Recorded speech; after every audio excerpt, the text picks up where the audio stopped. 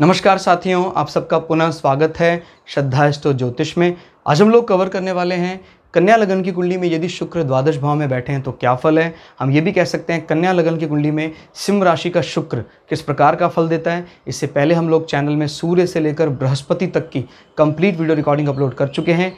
कोई भी व्यक्ति भृगु सरल पद्धति को आधार बनाकर ज्योतिष को सीखना चाहता है हमारे चैनल को सब्सक्राइब कर सकता है। हम जल्दी ही सूर्य से लेकर राहु केतु तक 9 के 9 ग्रहों का 12 अलग अलग लग्न की 12 अलग अलग राशियों फल को अपलोड करने वाले हैं।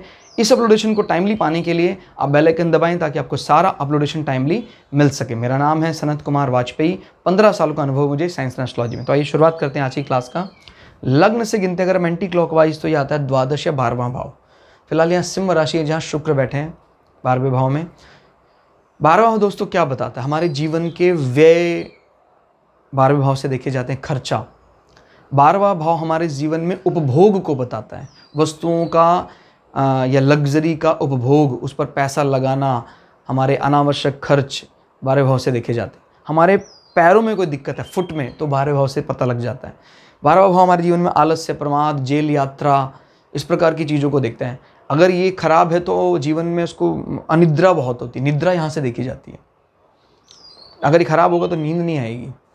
अब यहाँ पर विरोधाभास तो दिखाई दे रहा है। सिंह राशि है, सिंह राशि बड़ी ही रॉयल राशि मानी जाती है, सभी राशियों के राजा माना जाता है।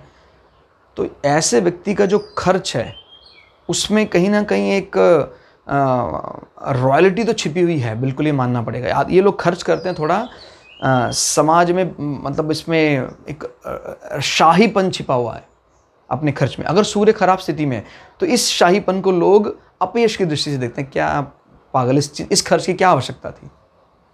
लेकिन अगर सूर्य अच्छा है तो लोग इस चीज़ की बड़ाई करते हैं। अब हमें ये जानना है कि क्या शुक्र इस राशि को सपोर्ट करने बैठा है कि नहीं। ये राशि बड़ी शुष्क मानी जाती है वो, देखिए दो अलग अलग शब्द। ये रॉयल है, ये लग्जरी चीज़ों का स्वामी है, और बहुत कम परिस्थितियों में ही सूर्य और शुक्र की बन पाती है। आइदर ये दोनों कहीं ना कहीं राजयोग में इन्वॉल्व हो रहे हों तो दुश्मनी में वे शराफत रखते हैं और ठीक ठाक रेस्पॉन्स देते हैं। लेकिन 12वें भाव में इस कुंडली में जहाँ पर 9वें घर का और द्वितीय भाव का स्वामी था वो उसको नहीं जाना चाहिए था। अगर चला जाता है तो फिर आपके इस भाव को वहाँ ले गया वो, मतलब आपके एसेट्स को, आपके बैंक डिपॉजिट्स को उसने व्यय भाव में कहीं ऐसी जगह खर्च किया है जहाँ आने के चांसेस बहुत कम है। सूर्य अगर बहुत मजबूत स्थिति में है या परिवर्तन योग में आता है तो कुछ फायदे हो सकते हैं। अब फिर वो मजबूर हो जाएगा।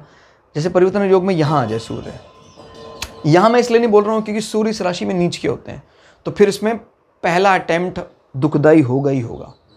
अगर सूर्य नीच में आएगा तो इस भाव को भी कमज़ोर कर देगा। परिवर्तन योग से कुछ फायदे हो सकते हैं लेकिन वो ज़्यादा मजबूत स्थिति नहीं मानी जाएगी।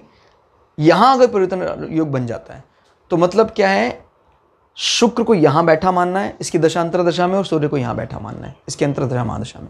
तो फिर इसका मतलब पिता आपके एसेट्स को बढ़ाए रखने में काम, क्योंकि सूर्य पिता को भी रिप्रेजेंट करता है।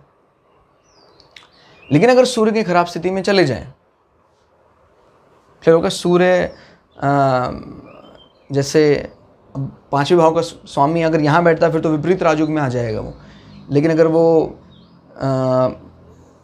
यहाँ आ जाते हैं, हालांकि इतने खराब यहाँ नहीं माने जाएंगे। कुल मिला के देखा जाए तो सूर्य के लिए फिलहाल जो जगह दिखाई दे रही है, ज़्यादा खराब जगह हमें दिख भी नहीं रही है। देखो अब ध्यान से, सूर्य यहाँ आते तो उच्च के हो जाएंगे, यहाँ आते तो वो विपरीत राजयोग में इन्वॉल्व हो जाएंगे, यहाँ आते तो वैसे तो खराब है वो, लेकिन कालपुरुषी कुंडली में दशम भाव है और ये फिलहाल लक्ष्मी त्रिकोण बना हुआ है तो इतना बुरा फल नहीं दे रहा है। तो इसकी जो 70% पावर इस हाउस की है वो तो सूर्य टैकल कर रहे हैं। लेकिन शुक्र का क्या, शुक्र जिन हाउसेस को रिप्रेजेंट कर रहे हैं वो हाउसेस तो सत्ते में आ ही गए। तो ध्यान रखिएगा, अगर हम हाउस की बात करें, हाउस तो फिर भी बचा हुआ है। शुक्र जनरली आप देख रहे हैं कहीं भी बिठा रहे हैं लगभग सभी जगह सेफ जोन में है। यहां भी बैठ रहे हैं तभी भी वो सेफ जोन बना रहे हैं क्योंकि वो परिवर्तन योग में इन्वॉल्व हो रहे हैं। लेकिन दिक्कत तो शुक्र के ऊपर आई हुई है, और वो दिक्कत कोई इसका तरीका दिख नहीं रहा है कि शुक्र को बचाया जा सके।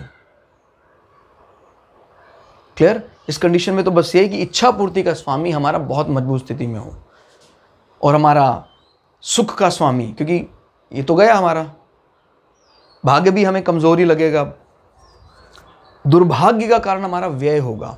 कई जगह ऐसी जगह खर्चा पैसा लगा दिया वो आया ही नहीं, एसेट्स आपके चले गए और वो ऋणों को, अनावश्यक रुपयों को, कोर्ट कचहरी को भी इन्वॉल्व कर रहा है वहां दृष्टिपात करके। क्लियर? लेकिन मैं आपको बार बार यही बताता हूं कि भाई जब कभी भी इस प्रकार की कोई खराब स्थिति बनती है तो एकदम से नहीं करना है। कई मित्र मेरे पूछते हैं कि सर शुक्र खत्म हो गया अब क्या करें? कोई दिक्कत नहीं है, सूर्य हैं, चंद्रमा है, मंगल हैं, एक दो प्लैनेट भी अगर कुंडली के जबरदस्त स्थिति में बैठे हों तो सब कुछ मैनेज कर देता। भाई देखो ये तो हमारे खुद के भाग्य, या देखिए मेरा भाग्य किसने रचा है? कहते जी भगवान ने। ये भी बात गलत है। मेरा भाग्य मैंने रचा है। जब मैंने रचा है तो मैं ही बदल सकता हूँ ना इसको। भगवान से सिर्फ इतना मांगो कि भगवान जो मेरे कर्मों का फल है वो बैलेंस करके देना, एकदम से सारे पाप का फल ना दे देना, कहीं पता लगा मैं डिप्रेशन में आ जाऊं। अब जो भी मैंने पाप किए देखो भोगना तो पड़ेगा। अगर आपके दिमाग में ये बात है तो आप पाप करना ही छोड़ देंगे। कुछ भी यूनिवर्सल लॉ है इसको, मैं मतलब कोई माई का लाल नहीं बदल सकता है इसको। कितना ही कोई दम कहता है सर अमेरिका का प्रेसिडेंट तो बदल सकता होगा, क्या नॉनसेंस बात है। कोई भी law of conservation of Karma, किसी के बाप में ताकत नहीं है आपके कर्मों के फल को चेंज करके दिखाए। तो जब बदल नहीं सकते हैं तो फिर क्या करना है यार? बुरे कर्म करने क्यों है फिर?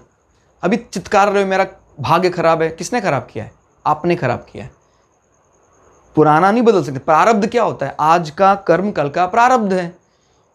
तो आज अच्छा कर्म करेंगे ताकि प्रारब्ध कभी भी खराब नहीं होगा। तय है ये बात। आपने किसी को बुरा किया है, कहता जी पुराने जन्म में किया होगा, छोड़ो उसको, आपने अभी 25 साल हो गए अभी कुछ करा ही नहीं क्या? अच्छा बात को समझो जरा। कहता जी 30 साल हो गए जीवन में अच्छाइयाँ नहीं, क्योंकि आप सच में उस अच्छाई के लिए काबिल नहीं बने हैं। कहता सर क्या बात करें, दुनिया में इतने गरीब हैं। गरीबी कोई सर्टिफिकेट नहीं है कि आप पाप नहीं करते हैं। मेरी बात को समझिएगा। बहुत बहुत दिल के साफ व्यक्ति हैं जो गरीब हैं, फिर भी वो कभी भी गलत नहीं करते हैं, किसी की एक पाई भी नहीं लेते हैं। तो कोई गरीबी या अमीरी से तय थोड़ी होता है कि आप पाप और पुण्य नहीं करते हैं। ये आप जानते हैं, आपकी इनर कॉन्शियस जानती है इस बात को। और जिस दिन आप ये जान जाएंगे, सहर्ष स्वीकार करें अपने कर्मों के फल को, उस दिन कभी भी कोई गलत कार्य आपसे होगा ही नहीं। तो दोस्तों शुक्र यहाँ पर बैठकर नो डाउट ज़्यादा अच्छा फल तो नहीं दे रहे हैं, लेकिन जो है सो है, जो है वो खुली किताब है आपके सामने। और जब आप इस प्रकार से स्वीकार करेंगे तो जो हम रेमेडीज़ भी आपको बताएंगे वो तुरंत असर करेगी। दुखी आदमी कोई रेमेडी करता है, कहाँ यार सर शुक्र खराब है क्या, चलो रेमेडी कर लेते। आपको लगता है फल काम करेगा? आपकी पॉजिटिव ऑरा भी आधे से ज़्यादा बुरी चीज़ों को तो वैसे ही नष्ट कर देती है। कहते सर जेल में यात्रा करने का मौका मिलेगा, तो क्या है भैया, जेल में भी रोटी मिलती है, ईश्वर का भजन कहीं भी कर सकता है। अगर ये मनोभावना है कि नहीं सर आत्मा है उसका तो कभी अंत ही नहीं हो सकता है, ठीक है मैंने कुछ बुरा किया है तो जीवन में वो यात्राएं देखनी पड़ेगी, तो इतना सेटिस्फेक्शन लेवल आपका बढ़ जाता है, फिर आपको कौन दुखी कर सकता है। तो ये लेवल आपका होना ही चाहिए, सबका होना चाहिए। और जब अगर ये लेवल आ जाता है तो फिर पाप करने का तो अर्थ ही खत्म हो जाता है। मैं क्यों करूँगा पाप? मुझे पता है कि यही आज का किया हुआ पाप मेरा प्रारब्ध बनेगा और कल फिर यही पलट कर वापस आएगा। तो दोस्तों आज के लिए इतना ही। क्लास आपको कैसी लगती है ज़रूर कमेंट करके बताइए कीजिए। आपका कमेंट हमारा हौसला बढ़ाता है। मिलते हैं अगली क्लास में, तब तक के लिए जय श्री भृगु पराशरा, जय श्री शुक्राचार्य, नमस्कार।